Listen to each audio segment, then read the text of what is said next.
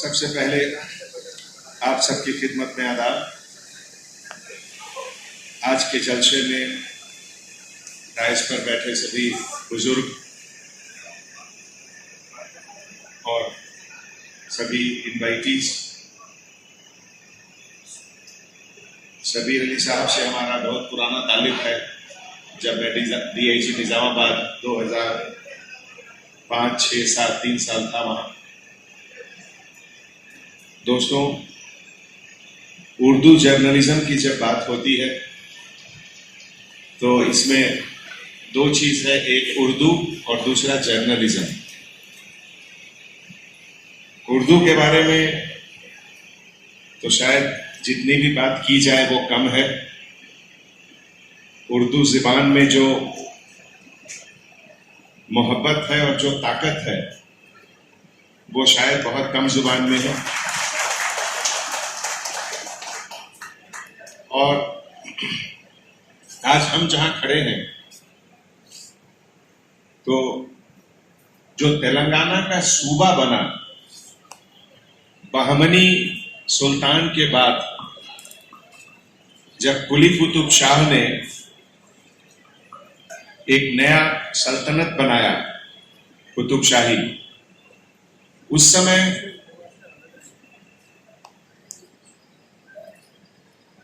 बहुत फारसी शहजादे भी थे उनके समय, और उन्होंने बाहर से दूसरे देशों से जैसे तुर्की, ईरान, फारस, सभी जगह से लोग आए और यहाँ की जो लोकल लैंग्वेज तेलुगु, हिंदी, संस्कृत सबसे मिलकर एक लैंग्वेज बना उर्दू। तो इसकी जो मिठास है इसमें आपको हर जगह का टेस्ट मिलेगा, हर जगह की खुशबू मिलेगी। और आज की तारीख में जब मैं जर्नलिज्म का बात करता हूं और जब दोनों को मिलाकर उर्दू जर्नलिज्म का बात करता हूं तो सबसे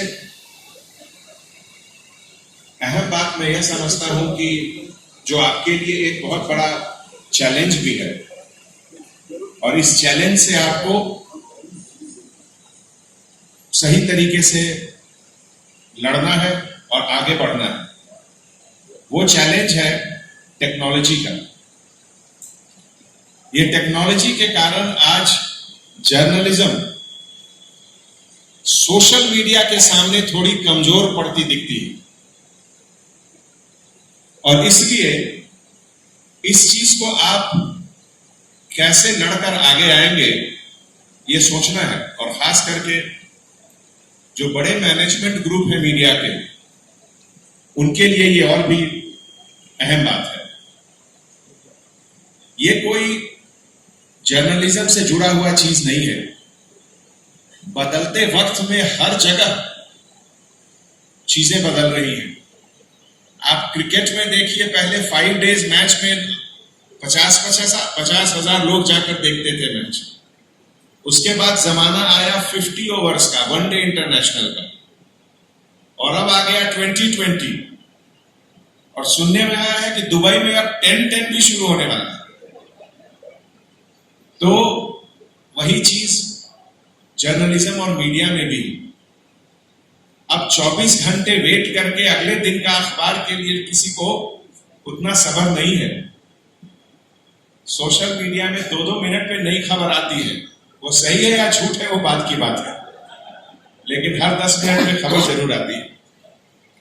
तो उसको आप एक अपने प्लेटफॉर्म पर एक नए तरीके से कैसे उसको पेश करें, ये एक बहुत बड़ा चैलेंज है। और इसीलिए प्रिंट मीडिया, इलेक्ट्रॉनिक मीडिया, और अगर आप इसको कहें तो सेलफोन मीडिया, ये तीनों को एक साथ चलने की जरूरत है।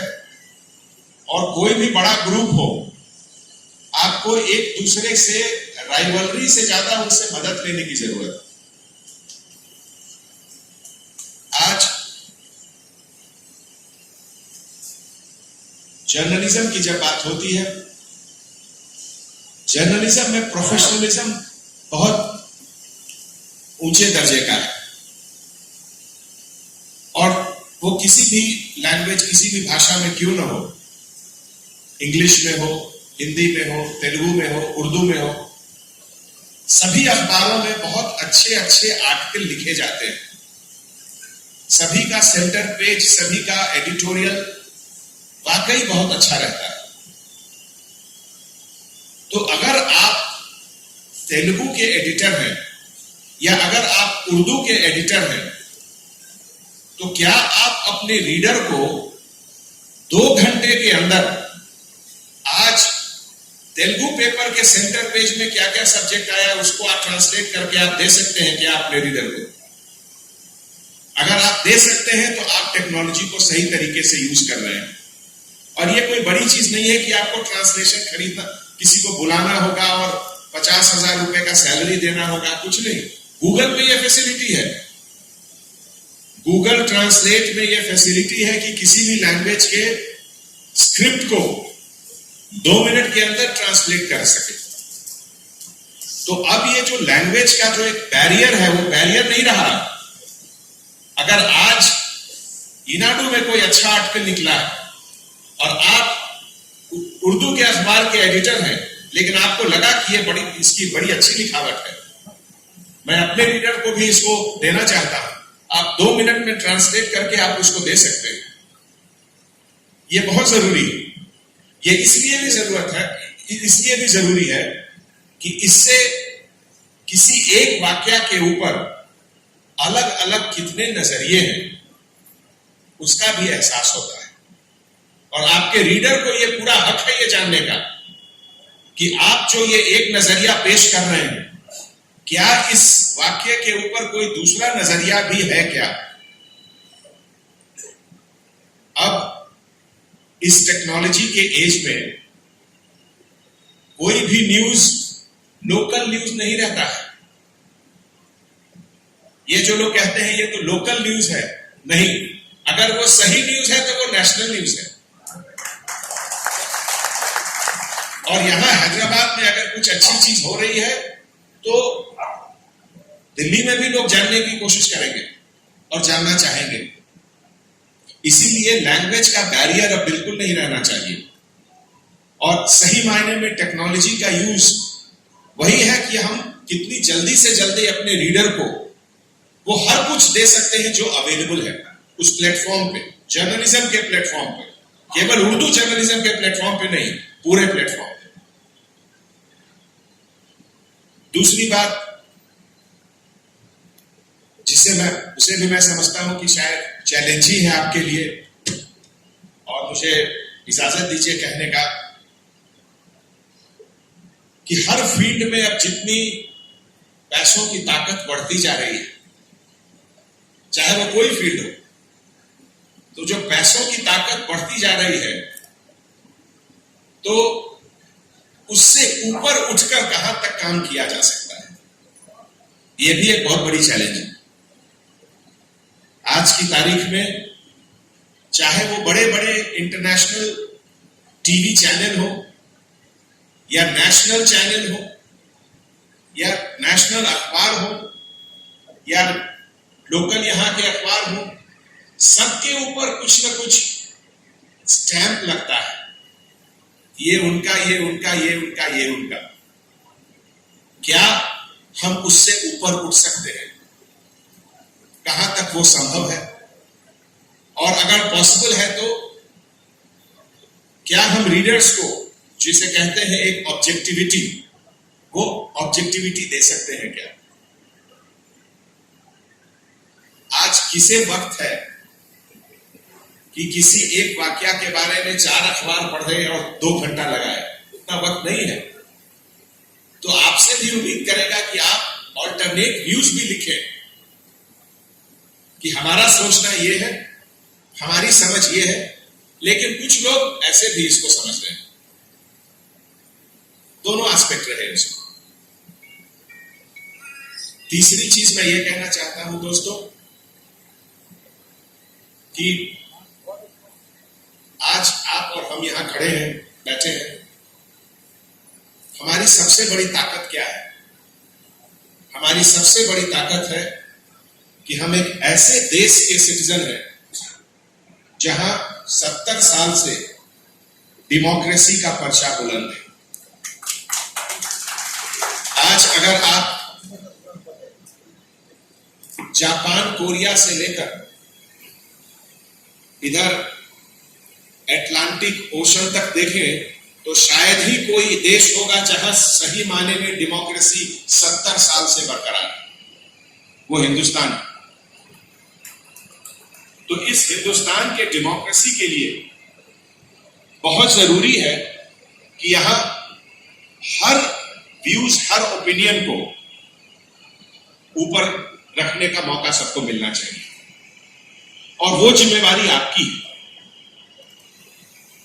चाहे वो कोई फिलॉसफी हो, चाहे वो कोई रिलीजन के बारे में बात हो, चाहे वो किसी पॉलिटिकल डेवलपमेंट के बारे में बात हो, इस सब चीज को पब्लिक के सामने सही मायने में रखना आपका काम है। लेकिन सबके सामने रखने में इस बात का जरूर जहन में रहे हमेशा कि सही तरीके से हो, जिसको कहते हैं इन गुड टेस्ट, जिसमें लोगों को बुरा लगे लेकिन अंदर से तकलीफ ना हो। इसका मतलब ये कि अब जैसे अगर पॉलिटिकल राइवलरी हो, हमारे बगल में पॉलिटिकल लीडर साहब लोग बैठे हुए हैं, तो अगर पॉलिटिकल राइवलरी भी हो या किसी दूसरे ग्रुप्स की बात करें, तो अगर राइवलरी को अगर कुछ लोग दुश्मनी देख रहे हैं, तो मान लीजिए कुछ समय के लिए दुश्मनी भी हो, तो इतना ज्यादा ना हो जाए कि अगर कल आप हम दोस्त हो तो शर्मिंदा बना पड़े। ये जिम्मेवारी भी आपकी है। चौथी बात मैं ये कहना चाहता हूं दोस्तों, वो भी हम लोग सबकी जिम्मेवारी है कि जो नई नस्ल हमारे सामने आ रही है, इस नई नस्ल को और उनके सोचने के तरीके को किस तरीके से मोल्ड किया जाए, एक सही रास्ते में रखा जाए, ये भी आपका काम है। कभी कभी एक छोटी सी चिंगारी भी बड़ी आग बन जाती है, और कभी कभी कोई बहुत बड़ा हादसा भी सही तरीके से अगर आप उसको बताएं तो वो कोई ट्रेजेडी नहीं बनता है, उसको चेक किया जा सकता है। किसी भी हालात में एक पॉजिटिव थिंकिंग ये बहुत जरूरी है हमारे लिए। आज जिस समय तेलंगाना स्टेट बना 2014 में, 9 या 10 डिस्ट्रिक्ट थे यहां, और 9 डिस्ट्रिक्ट को गवर्नमेंट ऑफ इंडिया के नोटिफिकेशन के मुताबिक बैकवर्ड डिस्ट्रिक्ट का कैटेगरी दिया गया था, दर्जा दिया गया था। और आज पर कैपिटा इनकम में गुजरात, महाराष्ट्र से आगे है तेलंगाना। तो हर चीज में अच्छाई देखी जा सकती है, और आज इतना ज्यादा कंपटीशन है। कंपटीशन अब इंडिविजुअल लेवल पे नहीं है कि एक स्टूडेंट दूसरे स्टूडेंट से compete कर रहा है, अब एक शहर दूसरे शहर से कंपटीशन में। अब हैदराबाद का comparison Delhi, Bombay, Bangalore, New York, Washington से है। इंडिया का कंपटीशन बड़े बड़े देशों से है, फ्रांस, जर्मनी, इंग्लैंड, अब सबसे। तो ऐसे माहौल में हम लोग छोटी छोटी चीज को लेके आपस में उलझ नहीं सकते हैं। We can not afford that. देश के लिए सोचकर अपने आने वाले नस्ल को ये बताना है कि आपके इंडिविजुअल नीड्स, आपके फैमिली की जो जरूरत है, आपकी व्यक्तिगत जरूरत है, उससे ज्यादा जरूरी है आपके स्टेट और आपके कंट्री की क्या जरूरत है। और इसलिए कभी कभी इंडिविजुअल सैक्रिफाइस अपने खुशियों का सैक्रिफाइस, अपनी उम्मीदों का सैक्रिफाइस करना पड़ता है। मैं एक छोटा सा एग्जाम्पल देता हूं। हो सकता है कि किसी एक बैच में अगर कोई 12th का बैच है किसी स्कूल का, तो हो सकता है उसमें 100 बच्चे इंजीनियरिंग पढ़ना चाहें, और इंजीनियरिंग कॉलेज भी है उतनी, लेकिन शायद सोसाइटी के लिए उतनी जरूरी नहीं है, क्योंकि 4 साल के बाद जब वो इंजीनियरिंग पास करेंगे तो मार्केट में उतना जॉब नहीं रहेगा इंजीनियरिंग का। तो इसलिए उन बच्चों को अपना इंडिविजुअल जो चॉइस है उसको दरकिनार करके हो सकता है कोई और सब्जेक्ट पढ़ना पड़े। इसी तरीके से हो सकता है कंपनी की बात हो, तो कुछ कंपनी चाहती है कि हम एक पर्टिकुलर लाइन में जाना चाहें, लेकिन उस लाइन में जितनी कंपटीशन है, आपको जितनी मेहनत करनी पड़ेगी, उसके 50% कम मेहनत में शायद आप दूसरी लाइन में जाएं तो आपको अच्छा रिजल्ट मिलेगा। तो ये सब चीज रहबर आप हैं। जर्नलिस्ट से सबसे बड़ा अपील है कि आपको ये सब चीज की समझ होनी चाहिए, और इसीलिए हर जर्नलिस्ट को एक जिसे कहते हैं डोमेन नॉलेज। आप अगर इरिगेशन पे आप कुछ लिख रहे हैं तो आपको इरिगेशन पे कम से कम 10,000 पेज आपको आपके जहन में पढ़ा हुआ होना चाहिए, तब आप कंपेयर करेंगे कि क्या है। अगर आप एग्रीकल्चर पे लिख रहे हैं, मिनिमम सपोर्ट प्राइस के बारे में लिख रहे हैं, तो आपको उसके बारे में उत्तर प्रदेश में क्या हुआ, बंगाल में क्या हुआ, महाराष्ट्र में क्या हुआ, केरला में क्या हुआ, अच्छी तरीके से जानकारी होनी चाहिए, जिसमें कि आप जो भी अपने रीडर को बता रहे हैं वो उसका समरी उसको बहुत अच्छा लगे। अगर आप क्राइम के बारे में लिख रहे हैं तो क्राइम के बारे में भी किस तरीके से लिखें। दुनिया में ऐसा कोई जगह नहीं है जहां क्राइम 0 हो सकता है ही नहीं। जहां अच्छाई है वहां बुराई भी रहेगी, जहां अच्छे लोग हैं वहां क्रिमिनल भी रहेंगे, जहां क्रिमिनल रहेंगे वहां क्राइम भी होगा। लेकिन उसको किस तरीके से बताएं, किस तरीके से प्रोजेक्ट करें, जिसमें कि किसी को डिमोटिवेट करने का गोल नहीं रहे। अगर किसी को डिमोटिवेट करना है तो आपको और हमको मिलके क्रिमिनल को डिमोटिवेट करना है, पुलिस ऑफिसर को डिमोटिवेट नहीं करना है। तो आज ज्यादा वक्त न लेते हुए मैं ये कहना चाहता हूं कि जो कहा जाता है प्रेस को कि the 5th pillar of the state, तो आज की तारीख में आपके ऊपर हमारे देश की बहुत बड़ी जिम्मेवारी आपके ऊपर है। और खास करके जो नए जर्नलिस्ट, नए रिपोर्टर्स जो आ रहे हैं, उनसे मैं अपील करूंगा कि खाली वक्त में बहुत पढ़ें। आप लोग लकी हैं कि आपके सामने पूरा इंटरनेट आपके हाथ में है। जिस सब्जेक्ट पर भी आप चाहें, आप सब कुछ आपके पास है। आप पढ़िए, अपने आप को एनरिच करिए। आपकी अमीरी आपकी तनख्वाह से नहीं दिखती है, आपकी अमीरी आपकी लिखावट से दिखनी चाहिए। और जो सीनियर यहां हैं, मैनेजमेंट के लोग, एडिटर्स, उनसे भी मैं अपील करूंगा कि आपका काम है हाथ पकड़ के नए राइटर्स को एनकरेज करना। मैं बहुत देखता हूं नए जो रिपोर्टर्स आते हैं, उनके अंदर जितना जोश रहता है, उनके अंदर जितनी खुशी रहती है कि हाँ मैं कुछ लिखूं, उनको सपोर्ट चाहिए आपका। पुलिस डिपार्टमेंट की तरफ से जहां तक भी होता है हम लोग जरूर मदद करते हैं, और हमारे डिपार्टमेंट में लगभग हर डिस्ट्रिक्ट में स्टेट लेवल पे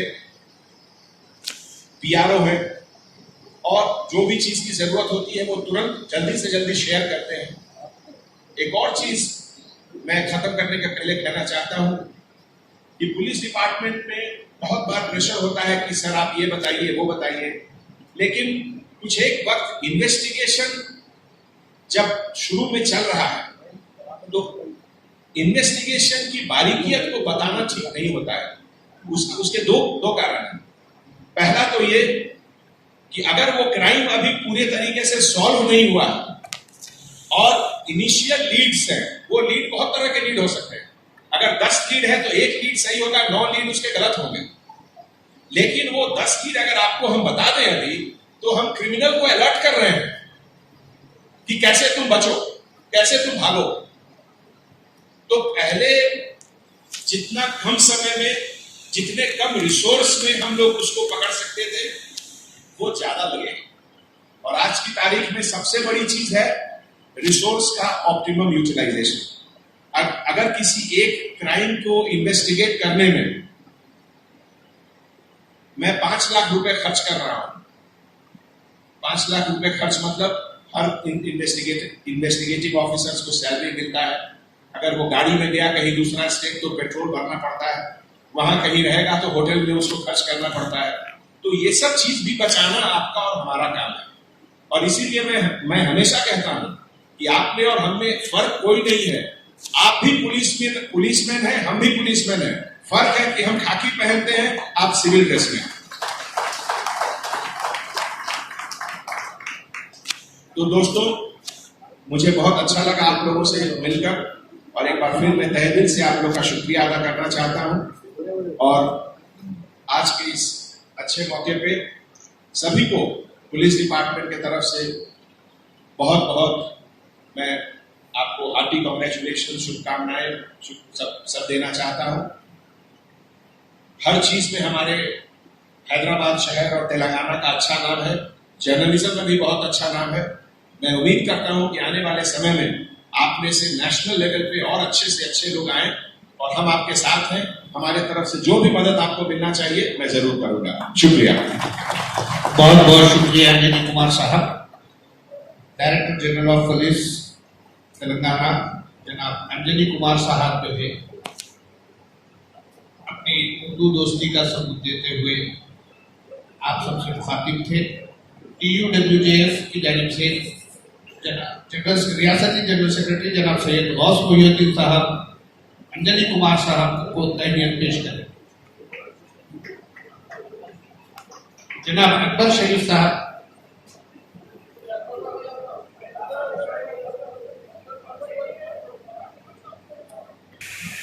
अंजनी कुमार साहब अपने खिताब के दौरान को अपने खारिज तक पहुंचा सकते